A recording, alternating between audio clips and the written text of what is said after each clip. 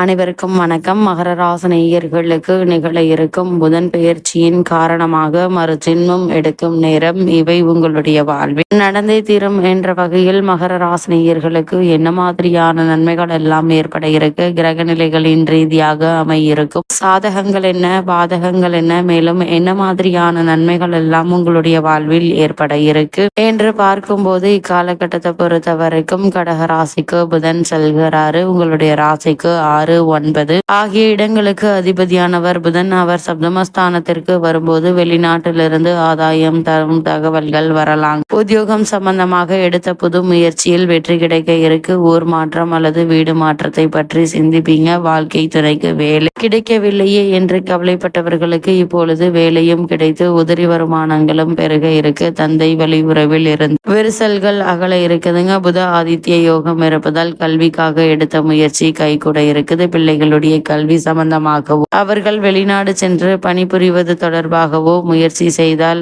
அதில் அனுகூலம் உண்டு என்பதை கிரக நிலை தெளிவாகவும் உறுதியாகவும் எடுத்து காட்டுதுங்க. பொது வாழ்வில் உள்ளவர்களுக்கு நினைத்தது நிறைவேறுவதில் தாமதம் ஏற்படும். தொழில் மற்றும் வியாபாரம் செய்பவர்களுக்கு போட்டிகளை எதிர்கொள்ளும் சூழ்நிலை உண்டுங்க. உத்தியோகத்தில் இடமாற்றமும் உங்களுக்கு உறுதியாகலாம். மகர ராசினியர்களுக்கு கிரகநிலைகளின் ரீதியாக என்ன மாதிரியா கூறப்படும் பரிகாரம் என்ன என்று பார்க்கும்போது, பெருமாள் ஆலயத்திற்கு சென்று துளசி மாலை சாற்றி வழிபடுங்க. எண்ணற்ற நன்மைகள் ஏற்படும்.